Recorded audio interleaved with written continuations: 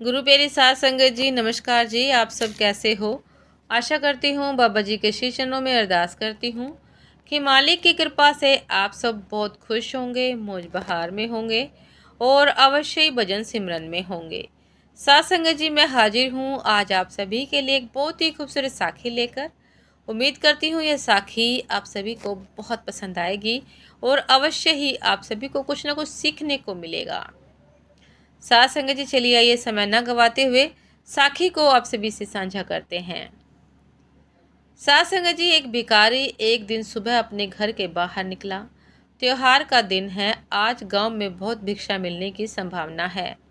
वह अपनी झोली में थोड़े से दाने डालकर चावल के बाहर आया। चावल के दाने उसने डाल दिए हैं अपनी झोली में, क्योंकि झोली अगर भरी दिखाई पड़े तो देने वाले को आसानी होती है। उसे लगता है कि किसी और ने भी दिया है। सब भिखारी अपने हाथ में पैसे लेकर अपने घर से निकलते हैं ताकि देने वाले को संकोच मालूम पड़े कि नहीं दिया तो अपमानित हो जाऊंगा। और लोग दे चुके हैं। आपकी दया काम नहीं करती। भिखारी को देने में आपका अहंकार काम करता है। और दे चुके हैं और मैं कैसे ना दूं। वह डालकर निकला है थोड़े से दाने। थोड़े से दाने उसने डाल रखे हैं चावल के। बाहर निकला है। सूरज निकलने के करीब है। रास्ता सोया है। अभी लोग जाग रहे हैं। देखा है उसने, राजा का रथ आ रहा है। स्वर्ण रथ सूरज की रोशनी में चमकता हुआ। उसने कहा, धन्य भाग मेरे। भगवान को धन्यवाद दिया। आज तक कभी राजा से भिक्षा नहीं मांग पाया, क्योंकि द्वारपाल बाहर से ही लौटा देते थे। आज तो रास्ता रोक कर खड़ा हो जाऊंगा। आज तो झोली फैला दूंगा और कहूंगा कि महाराज, पहली दफ़ा भिक्षा मांगता हूँ। फिर सम्राट तो भिक्षा देंगे तो कोई ऐसी भिक्षा तो ना होगी। जन्म जन्म के लिए मेरे दुख दूर हो जाएंगे। वह कल्पनाओं में खोकर खड़ा हो गया। रथ आ गया। वह भिखारी अपनी झोली खोले इससे पहले ही राजा नीचे उतर आया। राजा को देखकर भिखारी तो घबरा गया और राजा ने अपनी झोली, अपना वस्त्र भिखारी के सामने कर दिया।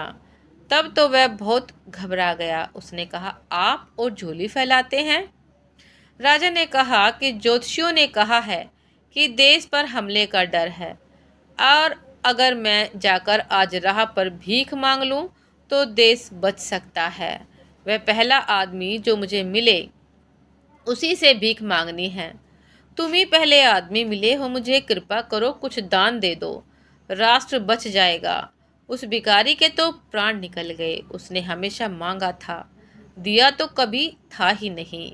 देने की उसे कभी कल्पना ही नहीं की थी। कैसे दिया जाता है इसका कोई अनुभव नहीं था। हमेशा से मांगता था, बस मांगता था, और देने की बात आ गई तो उसके प्राण तो रुक ही गए। मिलने का तो सपना गिर ही गया और देने की उल्टी बात। उसने झोली में हाथ डाला, मुट्ठी भर दाने हैं वहाँ। भरता है मुट्ठी, छोड़ देता है।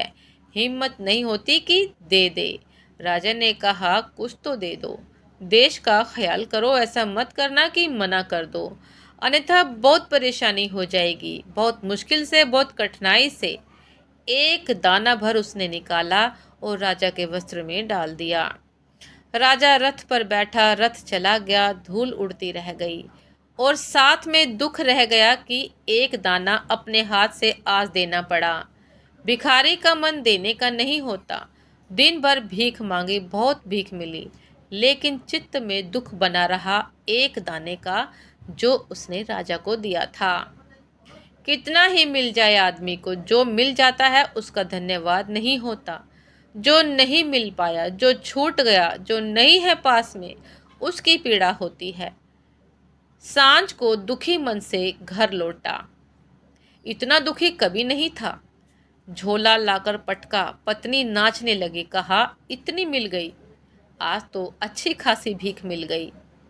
कहने लगा कि पगली, नाच मत, तुझे नहीं पता कि आज एक दाना कम है जो अपने पास हो सकता था। फिर झोली खोली, सारे दाने गिर पड़े। फिर वह भिखारी छाती पीट कर रोने लगा। अब तो सिर्फ उदास था और अब दहाड़े मार के रोने लगा। देखता है कि दानों की उस कतार में, उस भीड़ में एक दाना सोने का हो गया तो वह चिल्ला चिल्ला कर रोने लगा कि मैं अवसर चूक गया, बड़ी भारी भूल हो गई। मैं सब दाने दे देता, सब सोने के हो जाते, लेकिन कहाँ खोजूं उस राजा को, कहाँ जाऊं, कहाँ वह रथ मिलेगा, कहाँ राजा द्वार पर हाथ फैलाएगा।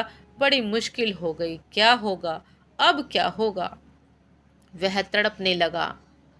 सासंग जी, उसकी पत्नी ने कहा कि तुम्हें पता नहीं शायद, जो हम देते हैं वह स्वर्ण का हो जाता है, जो हम कब्जा कर लेते हैं वह सदा मिट्टी का हो जाता है। जो जानते हैं वे गवाही देंगे इस बात की कि जो दिया है वही स्वर्ण का हो गया। मृत्यु के क्षण में आदमी को पता चलता है, जो रोक लिया था वह पत्थर की तरह छाती पर बैठ गया। जो दे दिया था, जो बांट दिया था, वह हल्का कर गया, वह पंख बन गया, वह स्वर्ण हो गया, वह दूर की यात्रा का मार्ग बन गया। साथ संगत जी, ये थी आज की एक बहुत ही खूबसूरत साखी। उम्मीद करती हूँ ये साखी आप सभी को पसंद आई होगी। साथ संगत जी, यदि पसंद आई हो तो लाइक कमेंट शेयर करना ना भूलिएगा, सब्सक्राइब करना भी ना भूलिएगा। साथ संगत जी, साथ संगत जी, दान स्वर्ण के समान है।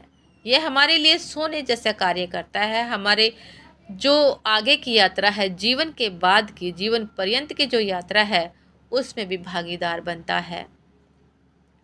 तो साथ संगत जी, आपसे फिर मुलाकात होती है एक नए सब साखी के साथ, एक नए विचार के साथ। तब तक के लिए आज्ञा दीजिए, नमस्कार जी।